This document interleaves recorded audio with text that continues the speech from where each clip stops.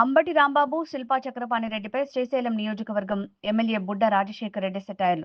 మద్యం సేవించి అటవీ శాఖ సిబ్బందిపై దాడి చేశానని నిరూపిస్తే బహిరంగంగా మోకాళ్లపై కూర్చుని క్షమాపణ చెప్పేందుకు సిద్ధం. కొన్ని తప్పుడు మీడియా ఛానళ్లలో నిజాలను తెలుసుకోకుండా అవాస్తవాలను చూపించి మీడియా మర్యాదనే దిగజార్చారన్న బుడ్డ అంటే ఇప్పటి వరకు శ్రీశైలం నియోజకవర్గం వరకే తెలుసు. శ్రీశైల శిఖర సంఘటనతో అంతర్జాతీయంగా ఎక్కడలేని గుర్తింపును తీసుకొచ్చిన తప్పుడు మీడియాకు కోట్లాది కృతజ్ఞతలు అంటూ వ్యంగ్యంగా కామెంట్ చేసిన బుడ్డ. పోయిన ప్రభుత్వంలో చక్రపాణి సున్నిపేటలో ఒక విలేజ్ అని రోడ్డు మీద కొట్టించినాడు. అప్పుడు చూపించుకోలేదా మీరు?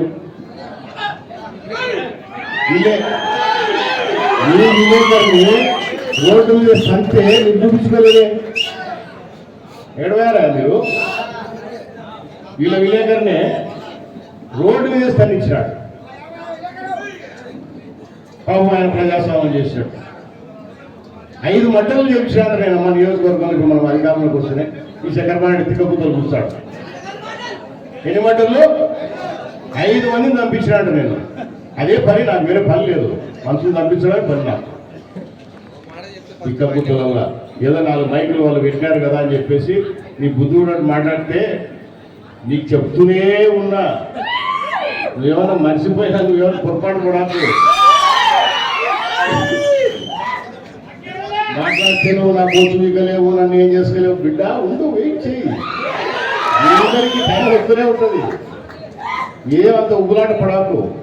విషయాలు కనుక్కోకుండా నీ బుద్ధి ఉన్నట్టు మాట్లాడితే ఇక్కడ ఒప్పుకునే వాళ్ళు ఎవరు లేరు.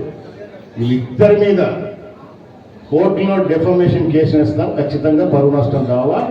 ఎవరైతే అంబటి రామారావు ఉన్నారో, చంద్రబాబు నాయుడు ఉన్నారో, నేను తాగి చేసే తాగితే నాకు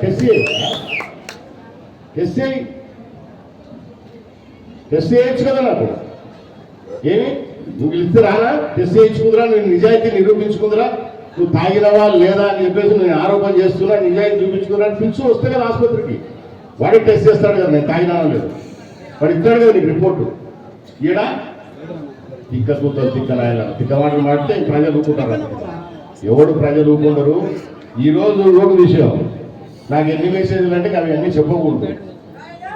ఫారెస్ట్ డిపార్ట్మెంట్తో ఎంతమంది ఇబ్బంది పడినారో మన నియోజకవర్గం తెలుసు, పక్క నియోజకవర్గాలు కూడా తెలుసు. ఏ రకంగా ఇబ్బందులు పడుతున్నారు. వాళ్ళ వల్ల సమస్యలు, అనేకమైన సమస్యలు ఉంటాయి. ఈ సమస్యలన్నీ కూడా మనం ముఖ్యమంత్రి గారి దృష్టికి, మన సంబంధిత శాఖ మంత్రులు మన పవన్ కళ్యాణ్ గారు ఆయన దృష్టికి, ఏమి ఎందుకు జరుగుతోంది ఇక్కడ, అభివృద్ధి చేయాలంటే వాళ్ళతో ఇబ్బంది వస్తుంది, సంక్షేమం చేయాలంటే ఇబ్బంది వస్తూ ఉంది, ఒక పైప్ లైన్ వేయాలంటే గ్రామాలలో నీళ్లు తాగడానికి నీళ్ళు వేయాలంటే కూడా వాళ్ళు అనేక అడ్డంకులు సృష్టిస్తున్నారు. సో ఇవన్నీ మేము దృష్టికి తీసుకుపోతాం. గతంలో తీసుకుపోయినాం, ఇప్పుడు కూడా తీసుకుపోతాం. ఏవి ఆగో ప్రజల కోసము ఖచ్చితంగా ప్రజలు పని చేసి ఇస్తాం. ఫారెస్ట్ వాళ్ళు వచ్చినాగవు, ఇంకోటి వచ్చినాగవు. గౌరవంగా మర్యాదగా మనం ప్రభుత్వంలో ఉన్నాం కాబట్టి ప్రభుత్వానికి తెలియాల్సిన బాధ్యత మనకు ఉంది కాబట్టి. ఎందుకంటే ఈ లంగనాయాలు ఇష్టం వచ్చేట్టు మాట్లాడతారు కదా, వెనక తెలుసు ముందు తెలుసు. అవునా? మీడియా ఉంది కదా, చెన్ను ఉంది కదా, రాసుకుంటుంటారు. మనం కూడా జాగ్రత్తగా చూసుకొని ఖచ్చితంగా ఇవన్నీ చేస్తాం. ప్రజలకు కావాల్సిన కార్యక్రమాలు ఖచ్చితంగా చేస్తాం. మహానందిలో రోడ్డు వేయకుండా అడ్డం పడినారు. వెనక బండ్లో కూర్చోయింది, మర్చిపోయినారని చెప్పలేమ్మా నిన్నెక్కడో. ఈ దరిద్రపు నాయాలు ప్రజలకు ఏం కావాలో చూడండి అయ్యా. అధికారంలో ఉన్నాం, మేము ఏదైనా చేయకుంటే వేలెత్తి చూపండి, చేస్తాము. అది కానీ అనిగమాల విషయాల మీద ఫోకస్ పెట్టుకొని అక్కడ ఏం జరిగిందో నీకు తెలియదు, కనుక్కోవాలన్న జ్ఞానం లేదు నీకు. మంత్రి గారు ప్రోగ్రాంకి వచ్చారు మన నియోజకవర్గానికి. నేను ఆత్మకూరు నుంచి బయలుదేరితే గెస్ట్ హౌస్లో ఎప్పుడు ముందు దావుతున్నానుగా. నేనుగా శ్రీశైలమే చేరలే, దారిలోనే ఉన్నాగా. దోర్నాల దగ్గర చెక్ పోస్ట్ టయానికే దాటినా. నేను 9 గంటలకు గేటు మూస్తారు. అవునా? టయానికే దాటినా. అక్కడికి పోయినా శిఖరం దగ్గర బండి ఆపిన. ఎందుకంటే అప్పటికి 10 గంటలైంది. నాకు ఎదురుగా బండ్లు వస్తున్నాయి, రాకూడదు. కొంతమంది వదులుతున్నారు, కొంతమంది వదలడంలో వాళ్ళు ఏదో చిన్న గలాట పెట్టుకున్నారు. నేను బండి ఆపి వాళ్ళని నడిచి ఎవరెవరు డ్యూటీలు ఉన్నారో ఫోటోలు తీసుకున్నాను. ఇది నేను చేసినదయ్యా. వాడిని మన పిల్లోడు, వాడికి వాడు ఎవడైతే నేను కొట్టానని చెప్తాడో వాడు మన పిల్లోడే.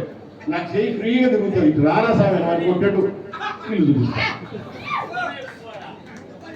ఆ పిల్లోడు మన పిల్లోడు వాళ్ళని కొడతాయి నేను ఈరోజు నేను కాదు వాళ్ళనే కూర్చోవాలి ఎవరైతే ఆ ఇస్మాయిల్ అని పిల్లోడో వాడు మన పిల్లోడో కాదో లేకపోతే వైఎస్ఆర్ పడ్డాడో కనుక్కోవాలి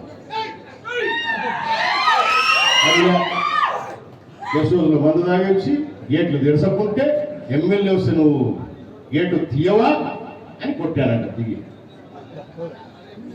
చెప్తే ఇందాక ఒక పక్క చక్రపాణి పెగ్గు వచ్చంటే ఒక పక్క అంబటరామాకు చూడాలి ఈ దిగ్గనాయనల్లా ఏం మాట్లాడారు వాస్తవాలు తెలుసుకోకుండా అనవసరంగా మాట్లాడి దాని పెద్ద రాత్రి ఏమి కాదు మనకు పార్టీలు కూడా రెండు పార్టీలు క్షుణ్ణంగా అంటే చంద్రబాబు నాయుడు గారు కానీ అటు పవన్ కళ్యాణ్ గారు కానీ విషయం ఏం జరిగింది అని క్షుణ్ణంగా తెలుసుకున్నారు కాబట్టి మనం